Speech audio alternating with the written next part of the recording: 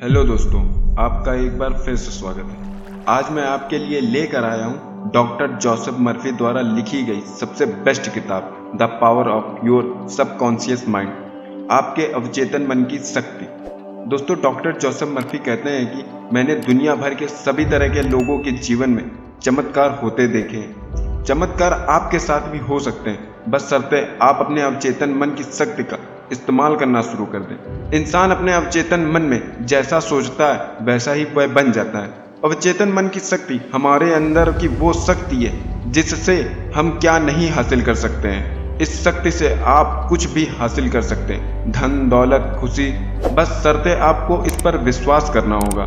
इस शक्ति का सही से इस्तेमाल करना होगा, क्योंकि आप जो सोच सकते हैं, जिस चीज़ की आप कल्पना कर सकते हैं, उसे आप हासिल भी कर सकते हैं। ये हमेशा हम सभी के भीतर रही है, पर कहते हैं ना, अगर आपको अपने अंदर की शक्ति व उसके उपयोग के बारे में नहीं पता तो हम कभी भी इसका इस्तेमाल नहीं कर पाते। तो आइए जानते हैं अवचेतन मन व चेतन मन के बारे में। क्या हैं ये दोनों और कैसे इनका उपयोग कर हम अपनी ज़िंदगी बदल सकते हैं और हर उस इच्छा व तमन्ना को पूरा कर सकते हैं जिसे पाने के लिए कठोर श्रम किए जा रहे हैं। अवचेतन मन को समझने के लिए हमें अपने मस्तिष्क के एक और भाग चेतन मन को समझना होगा, क्योंकि इन दोनों के बिना हमारा मस्तिष्क अधूरा है। आपका मस्तिष्क एक है लेकिन भाग दो हैं, जैसा कि मैं पहले बता चुका हूँ। ये दोनों भाग मूलतः एक दूसरे से अलग है। कॉन्शियस माइंड चेतन मन, सबकॉन्शियस माइंड अवचेतन मन। चेतन मन थक जाता है तो उसे आराम चाहिए, तभी आपको नींद, थकान महसूस होती है। पर अवचेतन मन कभी नहीं थकता है, वह निरंतर काम करता रहता है। चेतन मन और अवचेतन मन, कॉन्शियस माइंड, सबकॉन्शियस माइंड। अपने मस्तिष्क के दो तरफा कामों को जानने का सबसे बढ़िया तरीका है कि आप इसे एक बगीचा मान लें, जिसके आप माली हैं। आप अपने अवचेतन मन में हर दिन विचार के बीज बो रहे हैं, क्योंकि एक दिन में हमारे मस्तिष्क में हजारों विचार आते हैं। ज़्यादातर समय आपको यह एहसास ही नहीं होता है कि आप ऐसा कर रहे हैं। विचार जिसे आपने बीज माना है वो आपकी आदतन सोच पर आधारित है। जैसा आप अपने अवचेतन मन में बोते हैं, आपको अपने शरीर तथा परिस्थितियों में वैसी ही फसल काटनी पड़ती है। मान लें आपका अवचेतन मन एक उपजाऊ मिट्टी की तरह है, जो सभी तरह के बीजों को उगाने में मदद करता है, चाहे वो अच्छे हों या बुरे। अगर आप कांटे बोते हैं तो क्या आपको अंगूर के फल मिलेंगे, या कटीली झाड़ियाँ बोते हैं तो क्या आम की फसल मिलेगी? नहीं ना। यह कांटों का मतलब आपके नकारात्मक व बुरे विचार हैं। हर विचार एक कारण है और हर परिस्थिति एक परिणाम है। इसलिए यह बहुत जरूरी है कि आप अपने विचारों पर नियंत्रण करें, उन्हें सही व सकारात्मक दिशा दें। सिर्फ इस तरह आपको इच्छित परिस्थितियां मिल सकती हैं। इसी समय शांति, खुशी, सही कर्म, सद्भावना और समृद्धि के विचार के बीज बोना शुरू कर दें। शांति और विश्वास से इन चीज़ों के बारे में सोचें। अपने चेतन मन, कॉन्शियस माइंड में इन्हें पूरी तरह से स्वीकार करें। याद रहे, आपके मन में अपने विचारों के प्रति विरोधाभास नहीं होना चाहिए। अगर आप अपने विचार बीज को सही व सकारात्मक अपने मस्तिष्क के बगीचों में बोते हैं तो आपको बढ़िया फसल मिलेगी। जब आपका मस्तिष्क सही तरीके से सोचता है, जब आप सच्चाई समझ लेते हैं, जब आपके अवचेतन मन तक पहुंचने वाले विचार सद्भावनापूर्ण और शांतिपूर्ण होते हैं, तो अवचेतन मन की जादुई कार्यकारी शक्ति काम करना शुरू कर देगी। यह आपके विचार के लिए सही माहौल व परिस्थितियां का निर्माण कर देगी। आप अपने चारों तरफ देखें, आप चाहे जहां रहते हो, आपकी कंडीशन इस समय चाहे जैसी हो, आप देखेंगे कि अधिकतर लोग बाहर की दुनिया में जीते हैं, पर ज़्यादा ज्ञानी लोग अपने अंदर की दुनिया में जीते हैं। इनको इस बात का पूरा एहसास होता है कि अंदर की दुनिया से ही बाहर की दुनिया उत्पन्न होती है।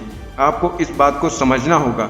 आपके विचार, भावनाएं और सपने आपके अनुभव के जन्मदाता हैं। बाहरी संसार में आपको जितनी भी चीज़ें मिलती हैं, वे सभी आपके अपने मन के अंदरूनी संसार से उत्पन्न की होती हैं, चाहे आपने यह काम सचेतन रूप से किया हो या अचेतन रूप से। जब आप चेतन मन व अवचेतन मन की आपसी कार्य विधि की सच्चाई जान लेंगे तो अपने जीवन की काया पलट करने में कामयाब हो जाएंगे।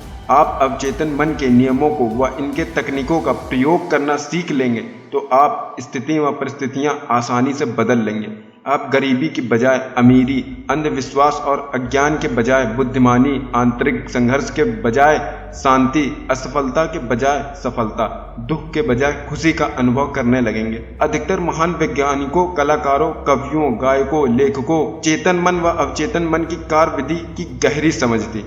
इस वजह से उन्हें अपने लक्ष्य को हासिल करने में शक्ति मिली। उदाहरण के तौर पर आइंस्टीन और एडिसन, ये दोनों लोग बचपन से ही कैसे थे आप सबने किताबों में पढ़ा होगा, पर इन्होंने अपने अवचेतन मन का प्रयोग करके वो कर दिखाया जो दुनिया के लिए वरदान साबित हुआ, जिस वजह से वो आज इतिहास के पन्नों में अमर हैं। अवचेतन मन की कार्य विधि। आपका चेतन मन समुद्री जहाज के कप्तान की तरह होता है। वह कप्तान जो जहाज को सही दिशा देता है, इंजन रूम के लोगों को आदेश देता है, तभी वे बॉयलर, यंत्रों और बाकी उपकरणों को नियंत्रित करते हैं। उन्हें यह पता नहीं होता है कि वे सही जा रहे हैं या नहीं, वे सिर्फ कप्तान के आदेश का पालन करते हैं। अगर कप्तान कंपास और बाकी यंत्रों के आधार पर गलत या दोषपूर्ण ऑर्डर दे दे, जिस वजह से जहाज चट्टान से टकरा सकता है, फिर भी इंजन रूम के लोग कप्तान के आदेश का पालन करने के लिए बाध्य हैं, क्योंकि कप्तान उनका बॉस है, उनका ऑर्डर उन्हें मानना ही पड़ेगा। इसलिए इंजन रूम के लोग कप्तान से बहस नहीं करते या पलटकर कुछ कह नहीं सकते, वे तो बस चुपचाप उस आदेश का पालन करते हैं।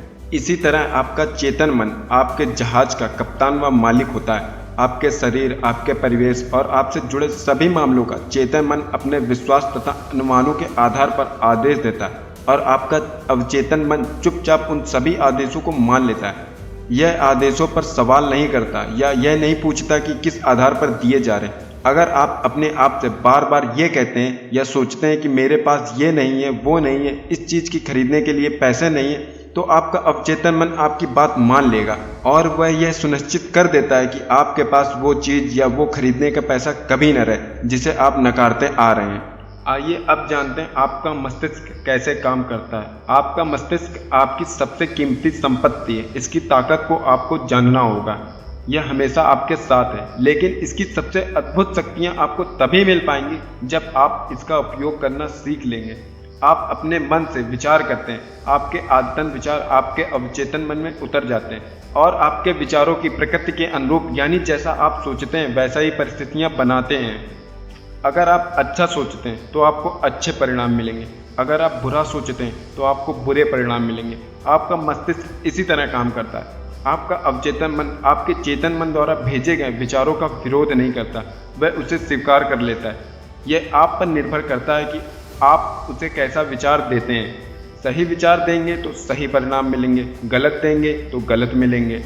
आपके पास चुनने की शक्ति है। स्वास्थ्य और खुशी चुनें।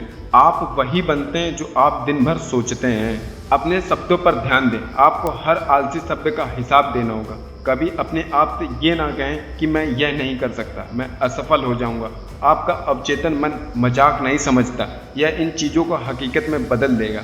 आपका चेतन मन जिसे भी सच मानता है, आपका अवचेतन मन उसे स्वीकार कर लेगा और हकीकत बना देगा। इसलिए हमेशा खुशकिस्मती, देवी मार्गदर्शन, सही कर्म और जीवन के सभी नियमों में विश्वास करें। विश्वास का अर्थ है किसी भी चीज़ को सच मानना। आपको जिस चीज़ पर वे विश्वास हो जाता है वह अपने आप हो जाती है। अपने अवचेतन मन को अपनी बात पर विश्वास दिलाने का सबसे सही समय रात में सोने से पहले और सुबह जगने के बाद। रात में जब आप सोने जाते हैं तब आप अपने शरीर को स्थिर कर लें। जब आप हल्की नींद में आने लगें तब अपने मन में वह शब्द दोहराएं जो आप चाहते हैं। जैसे अगर आप खुशी व शांति चाहते हैं या धन, दौलत व सफलता चाहते हैं तो कम से कम 5 मिनट तक इसे दोहराएं। यही काम आप सुबह उठने के बाद करें जब आप हल्की नींद में होते हैं। ऐसा इसलिए क्योंकि इस समय आपका चेतन मन ज़्यादा एक्टिव नहीं रहता है, इसलिए वो इन चीज़ों का विरोध नहीं कर पाता है और आपकी बात आसानी से अवचेतन मन तक पहुंच जाती है। तो दोस्तों, ये थी डॉक्टर जोसेफ मर्फी द्वारा लिखी गई किताब का कुछ भाग जिसे मैंने समझाने की कोशिश की है। अगर आपको इसके अगला भाग देखना है तो मुझे कमेंट बॉक्स में ज़रूर बताएं। पसंद आई हो तो लाइक करें, सब्सक्राइब करें और फिर मिलेंगे अगली वीडियो में। तब तक के लिए ऑल द बेस्ट। धन्यवाद।